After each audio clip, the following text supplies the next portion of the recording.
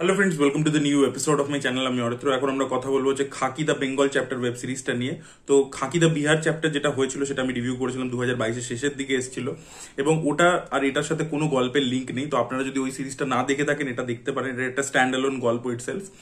এবার 7টা এপিসোড রয়েছে এবং বেশ বড়, কিন্তু অনেকটা করে রান টাইম। প্রথম এপিসোডটা তো 1 ঘন্টা, তারপরে এগুলো প্রায় 40 থেকে 60 মিনিটের মধ্যেই ঘোরাফেরা করছে, 50 মিনিট 52 মিনিট এরকম রান টাইম আর কি, বড় আর কি রান। এবার ট্রেলারে আমরা যে গল্পটা দেখতে পেয়েছিলাম সেরকমই আর কি গল্প। এখানে আমরা দেখতে পাচ্ছি পরমব্রত চট্টোপাধ্যায় ক্যারেক্টারটা সেই ইনভেস্টিগেশন করছে।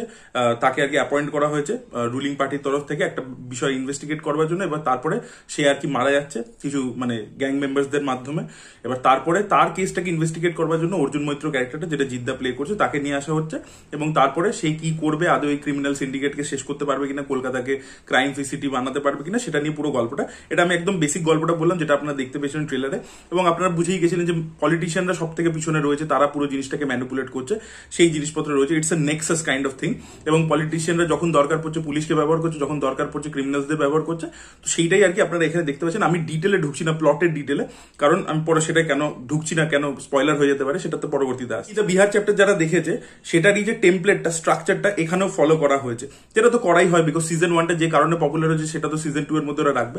তো সিজন 1-এ স্টোরি টেলিং স্ট্রাকচারটা এরকম ছিল যে প্রথম 3টে এপিসোডে একদিকে এই অবিনাশ তিওয়ারি ভিলেন হয়েছিল, তো ওখানে তো ওর যে ক্যারেক্টারটা, তার যে রাইজ, সেটাকে দেখিয়েছিল। আর অন্যদিকে যে পুলিশ অফিসার, যে আইআইটি থেকে এসে তারপরে মানে আইপিএস এতে গেছিল, তো তার যে দুজনের যে জার্নিটা, যে দুজন নিজের নিজের রেসপেক্টিভ ফিল্ডে কি করে জায়গা করে নিয়েছে, সেটার এস্টাবলিশমেন্ট প্রথম 3টে এপিসোডে ছিল। এবং 4 নম্বর এপিসোড থেকে এই দুটো লোকের ফেস অফ ছিল, এবং কিভাবে ওই লোক, যে একজন আইআইটি ইঞ্জিনিয়ার পরবর্তীতে পুলিশ অফিসার হচ্ছে, সে কিভাবে এই ক্রিমিনালকে টেকনোলজি ইউজ করে ট্র্যাক করছে, সেই জায়গাটা ছিল। এবার আপনি যখন ওই সিরিজটা রিভিউ করছেন, বলেছেন প্রথম 3টে এপিসোড আমার জন্য সেইভাবে জমেনি, সেখানে জিনিসপত্রগুলো হাফ বেক কোথাও একটা ছিল।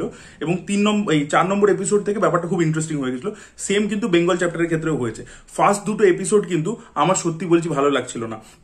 সেখানে জিনিসপত্রগুলো যেভাবে দেখাচ্ছিল, সেটা দেখুন, পুরো গল্পটাই ইটসেলফ খুব নোন টেমপ্লেট। এখানে যা যা প্লট পয়েন্টস, যা যা ব্যবহার করা হয়েছে, সেগুলো আপনারা বহুবার বহু সিনেমা সিরিজ সবেতে দেখে ফেলেছে। তো নাথিং নিউ কিন্তু, ঠিক আছে, কিছু মানে গল্পটা যে নতুন কিছু প্রোভাইড করছে সেটা নয়। আর প্রথম দুটো এপিসোডে গল্পটা খুব লিনিয়ার ফ্যাশনে চলছে, আপনি যা যা এক্সপেক্ট করছেন তাই হচ্ছে। তাই জন্য ফার্স্ট দুটো এপিসোড রান টাইমও বেশ বড় ছিল, এবং না মজা আসছিল না। তো আমি ভাবছিলাম যে ভাই, দুটো এপিসোড হয়ে গেল, কোনো মানে জমছে না কেন, কি হচ্ছে। এবং কিছু ভালো অ্যাক্টার্সদেরকে কাস্ট করা হয়েছে এরকম রোলসে, সেই ক্যারেক্টার্স গুলো মারা যাচ্ছে।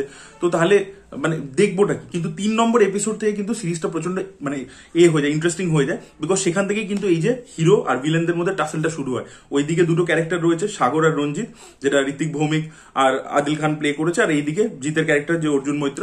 এবার এদের মধ্যে টাসেলটা শুরু হচ্ছে। এবার ওখানেও যেরকম বিহার চ্যাপ্টারে খুব একটা ইন্টারেস্টিং ভাবে ওকে ট্র্যাক ডাউন করেছিল, এখানেও ওই সিন্ডিকেটটাকে কি করে ব্রেক করছে, যেখানে ওদের পলিটিশিয়ানের সাপোর্ট আছে, তা সত্ত্বেও কিভাবে মিডিয়া ম্যানিপুলেশন করছে, কিভাবে কি করছে, এই গ্যাংটার মধ্যে কিভাবে ঝামেলা লাগাচ্ছে, সেই জিনিসগুলো খুব ইন্টারেস্টিং লাগবে আপনাদের দেখতে। তো সেই জায়গাটা কিন্তু মানে অর্জুন মৈত্র ক্যারেক্টার, টিপিক্যালি আমরা জিদ্দাকে যেভাবে দেখে আসি সিনেমার মধ্যে, he is an action hero. তো খালি অ্যাকশন অ্যাকশন অ্যাকশন, সবকিছু সলভ করছে অ্যাকশনের মাধ্যমে, এবং আমরা সেটাই ভেবেছিলাম ট্রেলার দেখে, বাট সেটা কিন্তু নয়। নীরজ পান্ডের হিরোরা, তারা কিন্তু না মানে বুদ্ধিটাকেও কিন্তু একটা প্রাধান্য দেয়, ঠিক আছে। তারা যে মিশনটা করবে এক্সিকিউট, অ্যাকচুয়ালি পুলিশও সেইভাবে অপারেট করে, সেখানে কিন্তু একটা বুদ্ধির প্রয়োগ আছে। আপনাকে কিন্তু মানে ক্রিমিনালদেরকে ধরাটা অত ইজি নয়, মানে খালি অ্যাকশন করলেই হয়ে যায় না, মানে সিনেমার মধ্যে ব্যাপারটা সিম্পল নয়। তো সেই কমপ্লিকেটেড সিস্টেমটাকে বাইপাস করে কি করে তাদেরকে ধরবে, সেই ব্যাপারটা কিন্তু 3 নম্বর এপিসোড থেকে খুব ইন্টারেস্টিং হয়ে যায়। আর আমি যেটা বললাম, এটার মধ্যে যা যা প্লট পয়েন্টস আছে সব আপনারা আগে দেখেছেন, মানে স্টোরি লেভেলের নতুন কিছু প্রোভাইড করছে না, কিন্তু গল্পটাকে যেভাবে বলা হয়েছে এবং শেষের দিকের এপিসোডগুলোতে যে যে টুইস্ট অ্যান্ড টার্নস গুলো এসছে, সেগুলো কিন্তু যথেষ্ট ইন্টারেস্টিং ছিল। এবং সেটার জন্য আপনার না অ্যাটেনশনটা হোল্ড হয়ে থাকে, এবং প্রচন্ড প্লট হেভি কাজ হয়েছে, কিছু না কিছু হয়েই যাচ্ছে প্রতিটা এপিসোডে। এত যেহেতু বড়, বাট তার সত্ত্বেও কিছু না কিছু যেহেতু হয়ে যাচ্ছে, আপনার কিন্তু অ্যাটেনশন হোল্ড করে রাখছে। এবং যেহেতু এখন লোকের অ্যাটেনশন কমে গেছে, রিলসের যুগ আর কি, তাই জন্য কিন্তু কোনো সিনকে না বেশি মানে টাইম দেওয়া হয়নি, তাই জন্য প্লট হেভি, আর সিনটাকে অতটা বেশি সময়ও দেওয়া হয়নি, এই জন্য গল্পটা ফাটাফাট ছুটছে। আর গল্পটার মধ্যে প্রচুর যে জিনিসটা নতুনত্ব, যেটা ফ্রেশনেস অ্যাড করবে, যে পলিটিক্যাল প্রচুর জিনিসপত্র, লেট 90s মিড 90s, তারপর আর্লি 2000s এর প্রচুর জিনিসপত্র, আপনি প্রচুর রেফারেন্সেস, মানে একটা কোনো স্পেসিফিক ঘটনাকে নিয়ে এই সিরিজটা নয়, বিভিন্ন পশ্চিমবাংলার বিভিন্ন ঘটনা। মানে আপনাদেরকে বলে রাখি যে স্কেলিটন পাচার হতো এখান থেকে, 1985-এ সেটা ব্যান হয়, বাট তার আগে অবধি প্রচুর অ্যামাউন্ট অফ স্কেলিটন কিন্তু এখান থেকে পাচার হয়েছে। সেখানে কবর খুঁড়ে সেখান থেকে স্কেলিটন বার করে পাচার, তারপরে হসপিটাল থেকে লাওয়ারিশ লাশ সেটা থেকে পাচার, তারপরে কিছু লোককে মেরে ফেলে তাদের স্কেলিটন পাচার, এবার সেটা একটা সাবপ্লট হিসেবে এখানে রয়েছে।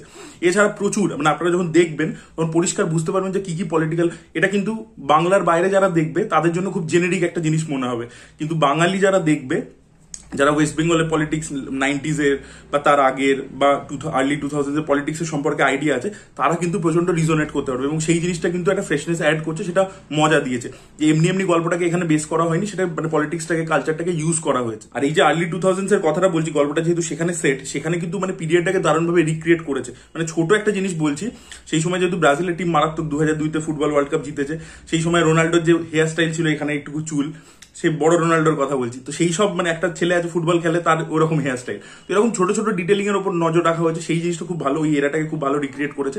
এবং এখানে বিভিন্ন যে ক্যারেক্টার্স গুলো আছে, সেই ক্যারেক্টার্স গুলোকে না মানে রিয়েল লাইফের উপর বেস করে, স্পেশালি চিত্রাঙ্গদা সিং, এবং তার সাথে একদম লাস্টে জিতে যে কনভারসেশনটা আছে, সেই জায়গাটাতে একটা ডায়লগ আছে, মজা লেগে যাবে, লেসারি বিল, ওই জায়গাটা হয় মস্তি লেগেছে, সিরিয়াসলি হচ্ছে মস্তি লেগেছে। এবং চিত্রাঙ্গদা সিং এর ক্যারেক্টারটার মধ্যে যে ট্রান্সফরমেশনটা আছে, সেটাও কিন্তু দেখতে ইন্টারেস্টিং লাগছিল, তার কাজও বেশ ভালো লেগেছে। ওভারঅল কিন্তু বেশ এন্টারটেনিং আর এঙ্গেজিং একটা সিরিজ হয়েছে, কিছু জায়গায় কমেডিও রয়েছে, মানে যে শোটা যেহেতু পুরোপুরি আর কি একটা প্লট ড্রিভেন আর কি একটা সিনেমার মতো অ্যাপ্রোচ, তো সেখানে কিন্তু কিছু মানে ইম্প্যাক্টফুল ডায়লগস দরকার ছিল, ডায়লগস আছে আমি বলবো না নেই, বাট আরো বেশি ভালো পাঞ্চ লাইন ইত্যাদি দরকার ছিল, তো সেখানে আর কি জিনিসটা আরো বেশি খুলে আসতো। তো সেরকম পাঞ্চ লাইন আর ক্যারেক্টার ডেভেলপমেন্ট, এই দুটো জায়গায় আমার একটু খামতি মনে হয়েছে সিরিজটার ক্ষেত্রে।